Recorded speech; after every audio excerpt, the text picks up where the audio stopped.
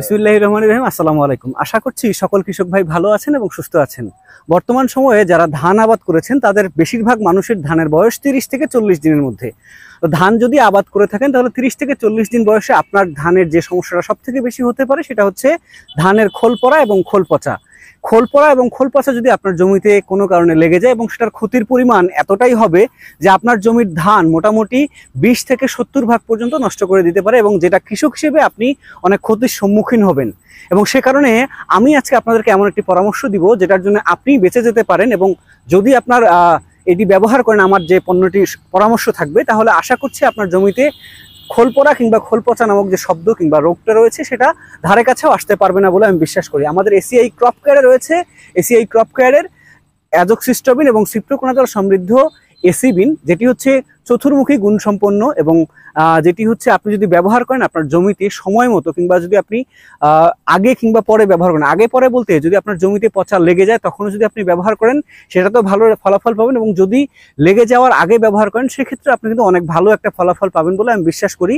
যদি আগে ব্যবহার করেন তাহলে আপনার জমিতে পরবর্তীতে সেই পচাটা লাগবে না, এবং সেক্ষেত্রে পরবর্তীতে যদি আপনার কোনো কারণে আপনি দেখছেন যে অন্য জমিতে লেগে গেছে তখন আপনি ব্যবহার করতে পারেন, কিংবা যদি আপনার জমিতে লেগেও যায় সেই ক্ষেত্রে যদি আপনার জমিতে আপনি এই এসিবিনটা ব্যবহার করেন সেই ক্ষেত্রে আপনার জমিতে পচাটা মোটামুটি অনেকটাই নিরাময় হয়ে যাবে এবং আপনি একজন কৃষক হিসেবে লাভবান হবেন। শুধুমাত্র খোল পড়া কিংবা খোল পচা যে আপনার নিরাময় হবে এসিবিন ব্যবহার করার কারণে, ব্যাপারটা ঠিক সেই জায়গার মধ্যেও সীমাবদ্ধ না।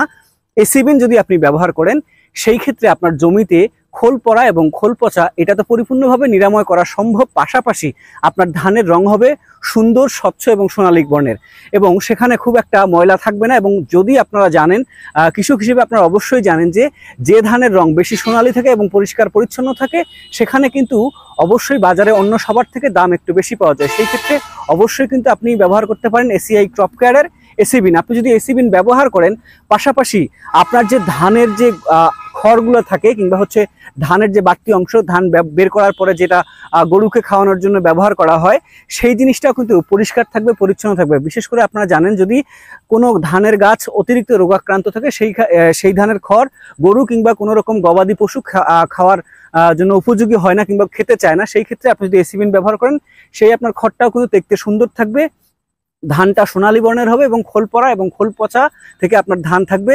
পরিপূর্ণ মুক্ত। আশা করছি যদি আপনারা এভাবে এসিবিন ব্যবহার করেন তাহলে আপনার জমি থেকে খোল পড়া এবং খোল পচা একেবারেই নিরাময় করা সম্ভব। তবে এটি ব্যবহারের জন্য কিছু নিয়ম নির্দেশিকা রয়েছে, অবশ্যই আপনি এটি ব্যবহার করবেন বিকেলবেলা কিংবা শেষ বিকেলে যদি আপনি চান ব্যবহার করতে পারেন, কিংবা সকালবেলা চাইলে 9টার আগে আপনি ব্যবহার করবেন বা 8টার আগে ব্যবহার করবেন, এবং বিঘা প্রতি আপনি ব্যবহার করবেন 50 থেকে 60 লিটার পানি ব্যবহার করেন, এবং অবশ্যই 50 থেকে 60 মিলি আপনি এসিবিন ব্যবহার করবেন। এক কথায় লিটার প্রতি 1 মিলি ব্যবহার করবেন। এক কথায় আপনার 33 শতকে যদি বিঘা হয় সেই ক্ষেত্রে কিন্তু আপনি ব্যবহার করবেন 50 থেকে 60 মিলি এসিবিন, এবং আশা করছি যদি আপনি এইভাবে নিয়ম মাফিক ব্যবহার করতে পারেন সেই ক্ষেত্রে কিন্তু আপনার জমি থেকে মোটামুটি এই খোল পড়া কিংবা খোল পচা একেবারেই নিরাময় করা সম্ভব। এবং পাশাপাশি এসিবিনে আরও কিছু গুণ রয়েছে। এটা হচ্ছে অন্তর্বাহী এবং খুব সহজে প্রবেশ করতে পারে, এবং এটা হচ্ছে ট্রান্সলেমিটার গুণ সম্পন্ন। এক কথায় আমরা যদি জমিতে ধান কোনো ওষুধ স্প্রে করি, একটা পাশে যদি আমরা ওষুধটাকে স্প্রে করি পরবর্তী উল্টো দিকে কিন্তু সেই ওষুধটা সহজে পৌঁছাতে পারে না। ট্রান্সলেমিটার গুণসম্পন্ন থাকায় জমির আপনি যদি ধানের একটা পাতার এক পাশে স্প্রে করেন অপর পাশে কিন্তু জমিটা ওষুধটা খুব সহজে প্রবেশ করতে পারে এবং খুব সহজে পুরো গাছটাতে ছড়িয়ে যায়, এবং পরবর্তীতে খুব সহজে এই বিষয়টা থেকে নিরাময় পাবেন বলে আমি বিশ্বাস করি। তো আগামী ভিডিও পর্যন্ত ভালো থাকবেন। আসসালামু আলাইকুম।